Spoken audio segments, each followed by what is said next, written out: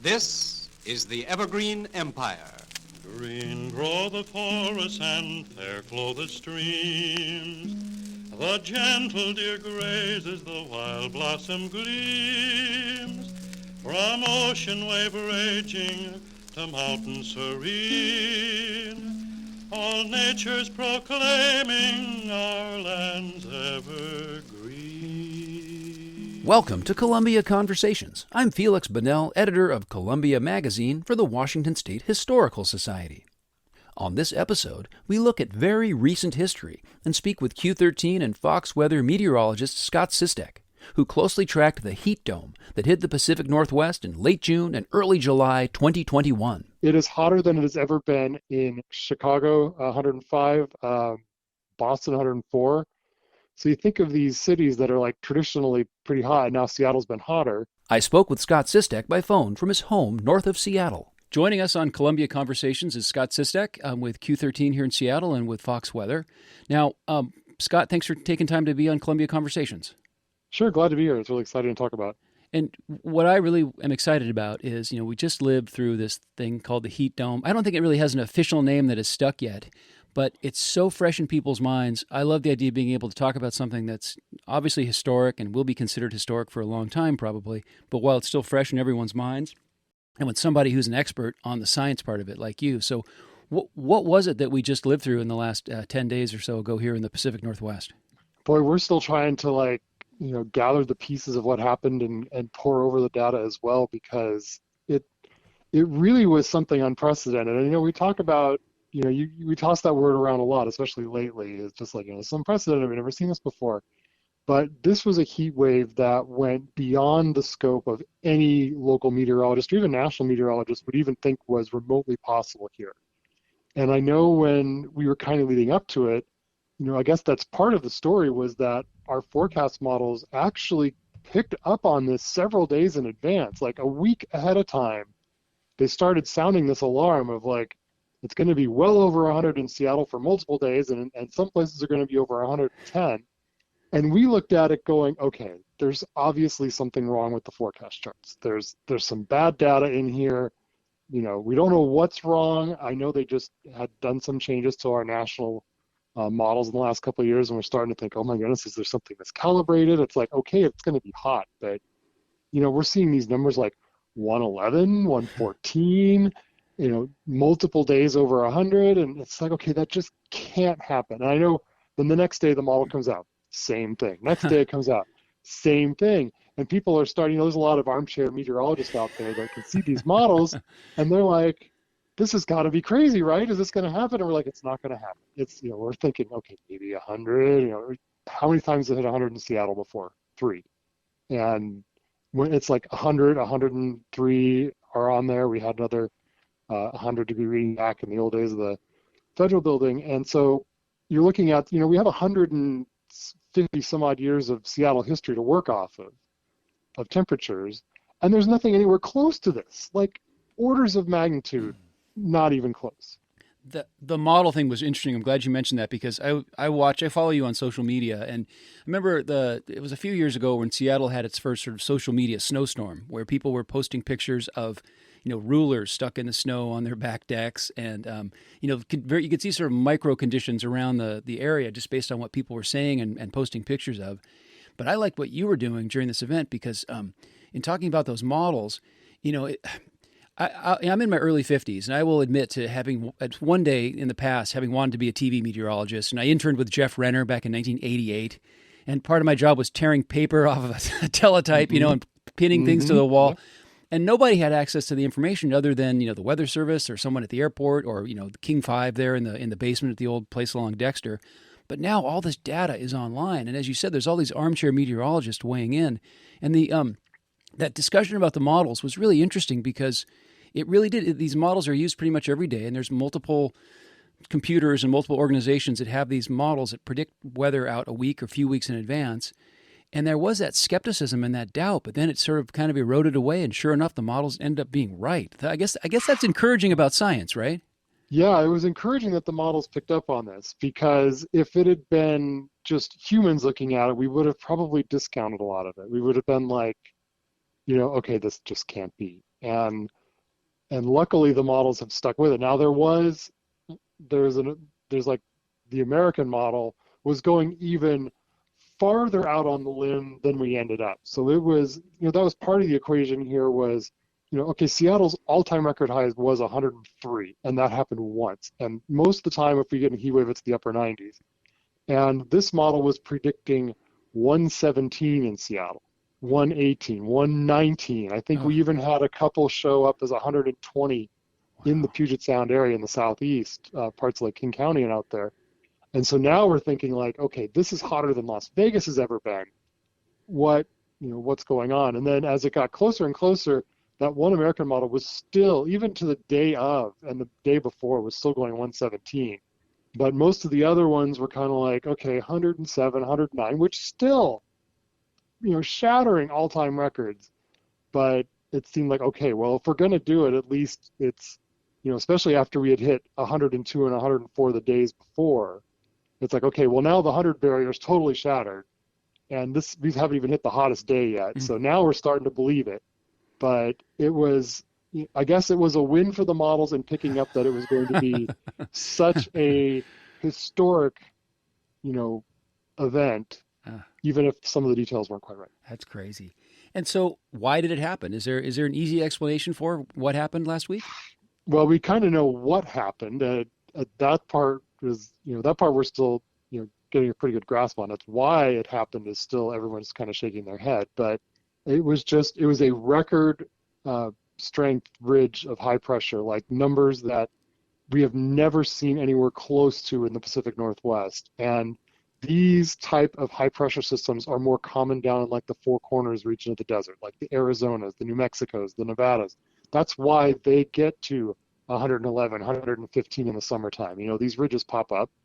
They create a lot of hot air. They create a lot of subsidence, and you have a desert. But this time that ridge popped up and set up shop right in southern British Columbia, which is not where these are supposed to set up. And then it put us on kind of like, a ridge in itself is hot, but we were kind of on the hottest side of it because the way the air flows around a ridge of high pressure, it was bringing in air from the northeast and east, which is where it's already hot and dry. And so it was like hot from the ridge and then even hotter with this wind coming in. And it's just like, if you had to design a perfect storm of heat, this would have been it. But I contend that if you would have last year, gathered up all the meteorologists, maybe not even just in the Northwest, maybe just like even, in the United States, get all the scholars together and say, design the worst case scenario heat wave for the Pacific Northwest and give us your predicted highs for Seattle and Portland.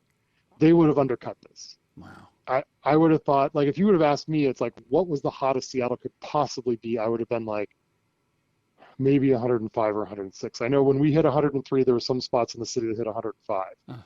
And so it's like, at the time, we thought that was such an extreme anomaly.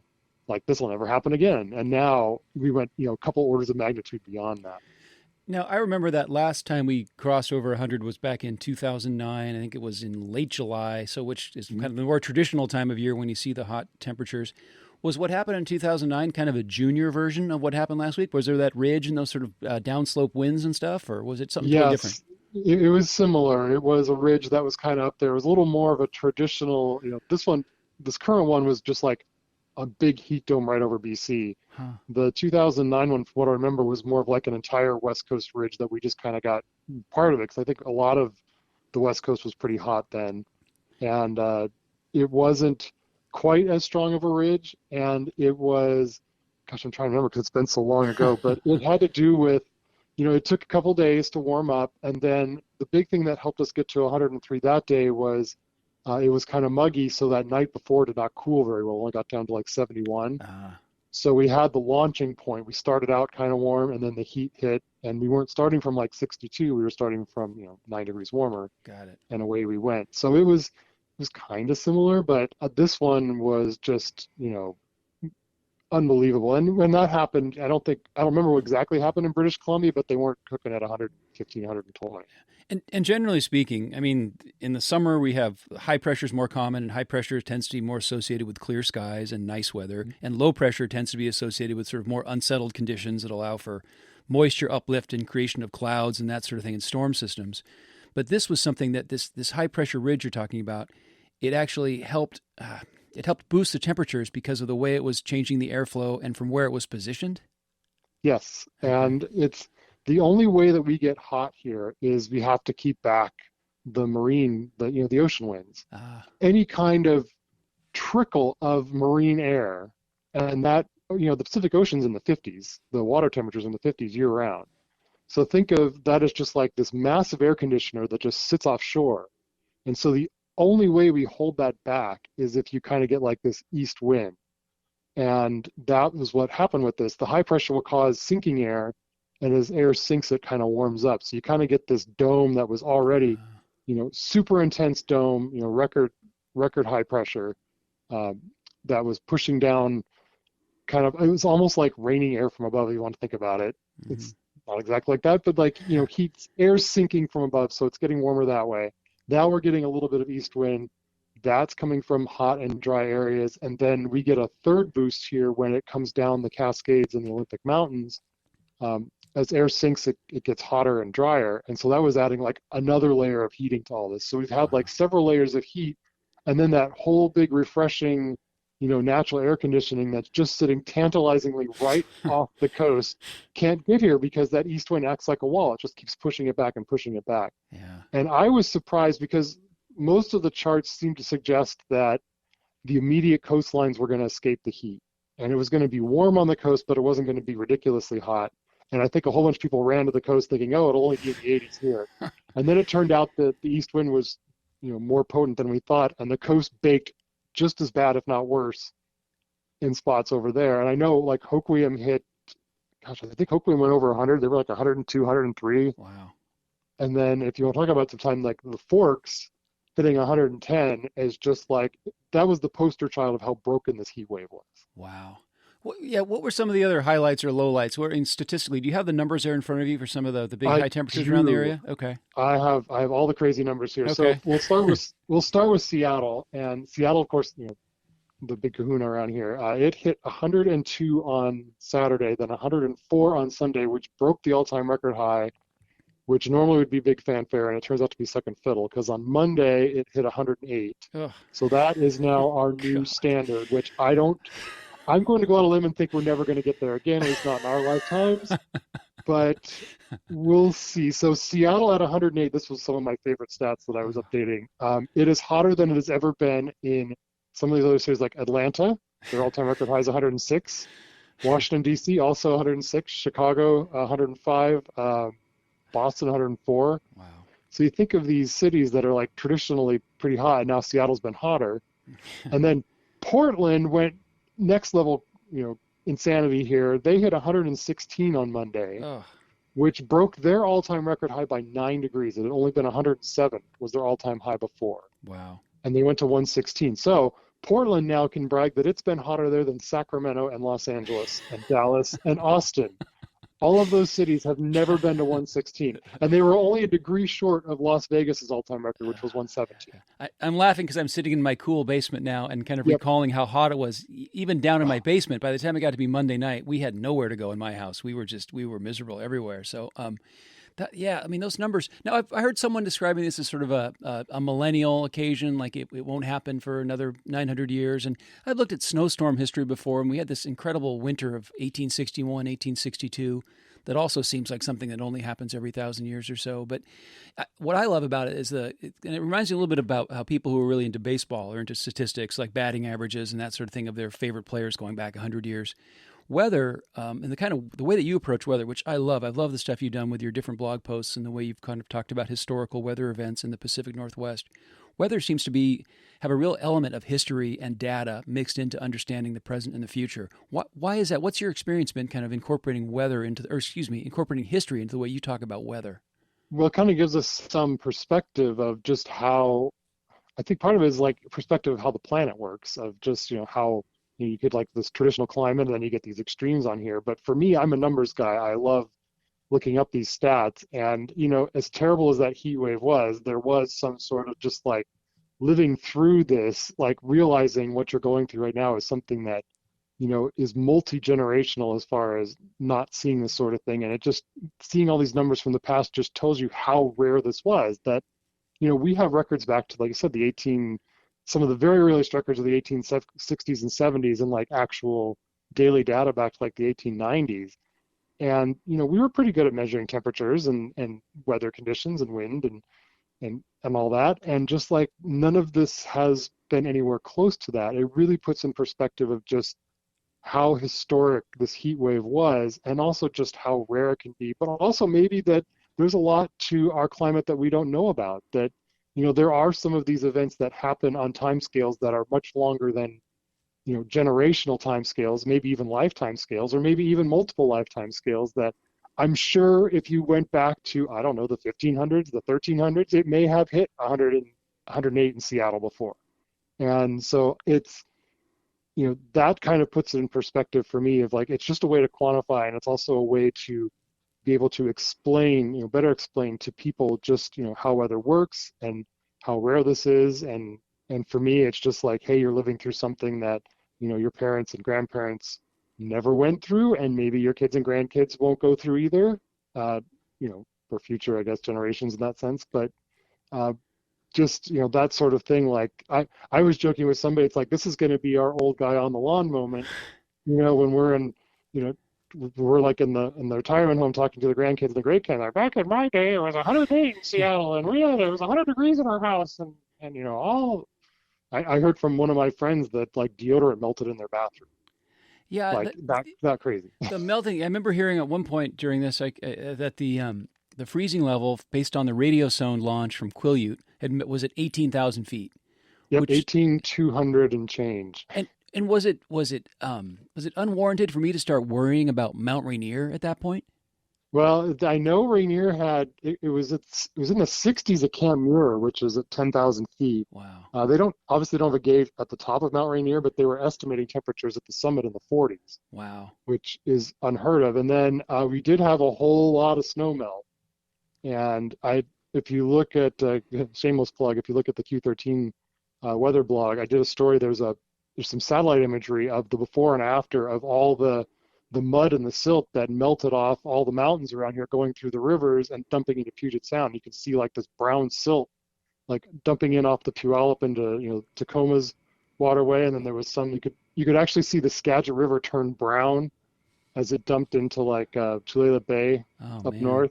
Wow. And it was really something. But I know that I think it was Paradise Ranger Station, the snow gauge up there, which is about 5,400 feet up Mount Rainier, and they lost 30% of their snowpack in 4 days.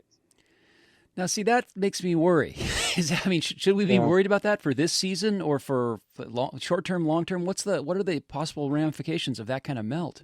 Well, I think we're okay. We had enough water. Luckily, it was a pretty snowy winter in the mountains. We were above normal in the snowpack, and so I think we had plenty up there. Even with that massive melt off, we were doing okay, because even Paradise was looking at like a later than normal melt out. Usually they lose all their snow by about mid-July, early to mid-July. And we were on pace to go kind of beyond that before the heat wave. Now the heat wave hit will probably end up somewhere right around average, maybe a couple of days before, but not too extreme. So everything I've seen seems to suggest that like water supplies are okay.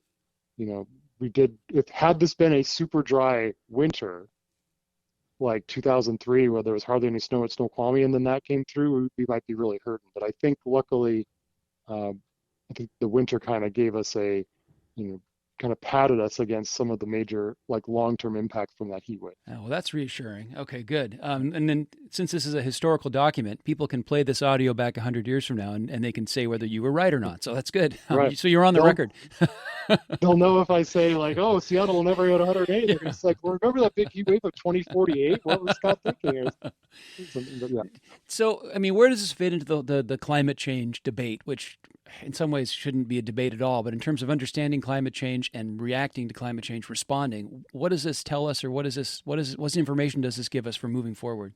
It's still under a lot of research that, with climate change, heat waves will become more frequent, and when heat waves happen, they'll start drifting higher and higher. Now, this particular event was so far beyond that, it was probably going to happen no matter what. It's just at what magnitude would it have hit? Had the Earth not been warming a degree in the last, few decades here, would Seattle have hit 108? Probably not. Would it have hit 105? It might. So I think it's, we talk more about, heat waves will become more common, and when they happen, they'll start gradually bumping higher and higher. Now, that doesn't necessarily mean that things like this event are going to start happening every other year, or every 5 years, or even every 10 years. It just means that, when these events happen, they may be a few degrees hotter than they would have been without climate change. Like if you'd have taken this pattern and put it back in 1940, what would have happened? It probably still would have happened. It still would have been record-shattering heat.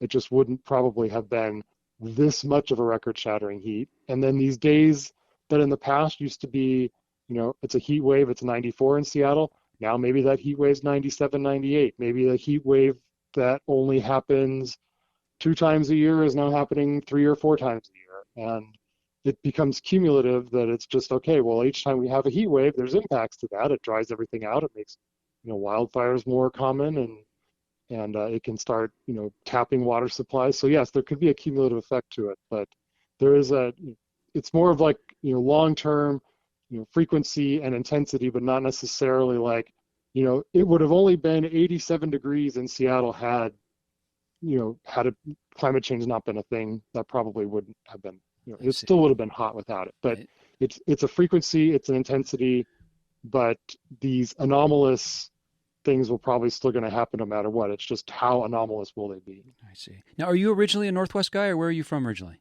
Yeah, I was born in Port Angeles. Right. My dad was Coast Guard, so we moved around a bit as a kid, transferred around, but mostly West Coast. And then, so I kind of say I grew up on the Pacific Coast, Washington, Oregon, California, all up and down there. And then came back to Seattle for UW and have been here ever since. And then your broadcasting career, can you tell me what stations you worked for? Sure. Well, it's a short list. I started working at KOMO right out of college. As soon as I graduated from UW, I started working with Steve Poole, and I was his weather producer. Actually, you talked about the maps with Jeff Renner. That's what I did with Steve Poole. My first 3 years, you go in, you tear the maps off the big printer, the dot matrix printer, and hang them up on the wall with a clipboard, and go from there. And then internet became a thing, and I started writing on there. I've never been on TV. I've never been a broadcast meteorologist. I've always been just online and kind of behind the scenes. But as the internet kept growing, I would write the forecast online, because Steve was like, I've got this TV gig if you want to write the weather. And he was great about that, of like, no ego or anything, just, you could go ahead, write, that's totally fine. And I would just take it and I would write the forecast online every day. And that's how people got to know me and hear of me. And then 2007, KOMO said, here, have a blog. And so I started writing weather stories almost every day. And then it just kind of went from there. And now more recently, just in the last few months, I've accepted a job with Fox Weather and helping out Q13 here in town. So I'm still writing Seattle weather, and then I'll soon be writing about national weather as well. Oh, that's very cool. Now, just for the Heatdome as it went down, I was following you on Twitter. It seems like you didn't rest at all. Were you up 24 hours a day there for a while? Or did it just look like that? Just looked like I was a couple hours of sleep in there. But it's like, weather happens. I want to be in the middle of it. And I know a lot of people, look to Twitter for help. And it was very scary for some people. I know that, parts of those areas in southeastern King County were going over 110 degrees. And so many people here don't have air conditioning. And I could, luckily I live in Snohomish County near the water, so it was only 101 here. So I kind of felt like, as bad as it was, I was in a spot where it could have been much worse. But as I was watching the numbers come in that Monday afternoon, and it's just like, okay, 108. Oh, now it's 111. Now it's 112. And some of these gauges, they're unofficial. We're reporting like 115, 116, 117. I think officially the hottest temperature in the Puget Sound region was 113 at Maple Valley and Darrington. Wow. But I was trying to imagine just, the people that were in these 113s and they're not used to it. And it had been over 100 degrees the 2 days before, and just how awful it was inside everyone's houses that couldn't get to a cooling center, and just people that decided to tough it out. And it was hot here, but it was, I think about, okay, 101 here, it was 12 degrees hotter than that in some places around here, and just the hot wind blowing and all that. So I was really kind of hoping I could just get people through it. I tried a little bit of humor in there just to kind of keep it going and just to like not think about it. It's like, okay, all we have to do is run out the clock. And there was the part that doesn't get talked so much about the heat wave was how it ended. Later that day, the marine layer finally came in. The east wind surrendered. It went over east of the mountains, and the west wind came roaring in, and some of these places dropped 30, 40 degrees in a matter of a couple hours. Wow. That's just crazy. Does that do anything? Does that damage anything about the plants or animals, or is that its own kind of set of trouble? I guess I'm not sure. I didn't hear of any damage from the quick cool down. I mean, we sometimes, when we have heat waves, they can end in a hurry here. Yeah. But the one where, like, Shelton was crazy because I've got the stats in front of me here. They were at 110 in late afternoon, and then at 7 o'clock they were 106. And then the marine layer came in with a charge through the Chehalis Gap, and then it went the next hour. At 8 o'clock it was 80. At 9 o'clock it was 69, and then at 10 o'clock it was 64 degrees. The wind was blowing at 35 miles an hour, and it was raining. And I looked it up, and the wind chill was 59. That's almost terrifying. That kind of a rapid change, especially if you think about sort of pre-contact times, to not have any data, not have any reassuring person coming through some form of technology, to be that hot, and then a few hours later, almost like not quite freezing, but very cold and raining. I mean, it makes my head spin thinking about that. I can't imagine. I remember I saw a tweet from somebody saying, like, whatever religion worships the marine layer, that's the one I now believe in, or something. And that was, and what you said, the east wind surrendered. I love the imagery of the wind surrendering. What actually clicked, or what happened that made that switch like that? All right, so most of our heat waves involve something called a thermal trough, and it's sort of like the heat creates its own, almost like its own little low pressure center, but you have to think of it sort of like a stripe on the weather map. It's like this vertical line, and the air will flow toward that vertical line. You think of like the stripe of low pressure. So if that line is to your west, it's going to draw in air from the east. So as long as the thermal trough sits west of Seattle, we're going to get the east wind and cook. When the thermal trough kind of moves right on top of you, that's when it's the most intense. And that's what was happening Monday afternoon, is it was sitting right over the Puget Sound area. That's when we hit 113. But as that trough moves inland, it starts allowing west wind, which is that cooler wind off the ocean, to the coast. So that's why the coast always crashes their temperatures first. So that was part of the play-by-play on Monday, was watching the coast cool down. Because Astoria cooled down that morning, Hoquiam cooled down around 1 or 2 o'clock, Forks was at 110 at 4 o'clock, and then it was down to 61 a few hours later. So we're like, okay, here we go. And then my parents live in Port Angeles on the water, and they're calling me like, I could see the wind coming down the Strait of Juan de Fuca. It's like, okay, it's coming through there. But eventually that thermal trough jumps the mountains, and as soon as it goes over the Cascades, now that barrier is gone, the east wind is gone, and the west wind can come rushing in, and that's exactly what happened. That's very cool. And you'll see it go through the Port Angeles, and you'll see it come through the Chehalis Gap in Shelton, and that's why Shelton had that radical weather change of 46 degrees, I think, and 46 degrees in 6 hours, I think it ended up being. So that's cool. That's amazing. That's right. And I like the fact you mentioned your parents, getting in touch from Port Angeles. I'm the youngest of 9 kids, a big family, a lot of family all over Western Washington, a few people in Eastern Washington. And even before the internet, we loved calling each other and talking about weather as it was underway. And it's so cool for people to be able to check in with each other and, text back and forth about the temperatures where they are and everything, especially if you have family on the other side of the mountains. And so the way technology has let us, I don't know, before we had no choice. The weather's just here. We all have to experience it. But there's something encouraging or something comforting knowing that we can kind of check in with each other and follow someone like you on Twitter and kind of be aware of what's going on. So it's not like we're totally in the dark. So it's a very hopeful way. So how can people follow you on Twitter if they want to see what you're doing? I am at Scott Seattle Wix. Scott is short for Scott Seattle Weather. So Scott Seattle WX. Got it. Okay. And I really encourage people to follow you because it's just a really awesome way to kind of keep in touch with what's going on, and you bring in the history and context just remarkably. It's really a nice thing to keep track of, far beyond just what's it going to be like tomorrow in terms of temperature and rainfall or whatever. So, Well, listen, Scott Sistek, you've been very generous with your time, and congratulations on the new gig. And thanks for sharing with us about this yet to be officially named event. I guess we're calling it Heatdome 2021 or Heatdome 21 or something. I don't know. Is there a name? There's not an official name yet, is there? I haven't seen one yet. I'm kind of surprised. Usually the internet's pretty clever when quick to the draw with these sort of things, but I think everybody was just so like melted. Like I think creativity was like just not on anyone's brain right there is all. And I imagine it'll launch 1,000 theses or dissertations probably. We'll be learning about this for decades, I imagine. Absolutely. I'm sure lots of grad students will be covered for a while. All right. Thank you, Scott. Really appreciate it. Sure. Thanks for having me. Thank you to Scott Sistek for speaking with me for this episode of Columbia Conversations from the Washington State Historical Society. Scott blogs about weather for Q13 in Seattle. He's also part of a soon-to-be-launched national initiative for Fox Weather. For more information about Columbia Magazine or to subscribe, please visit washingtonhistory.org. I'm Feliks Banel.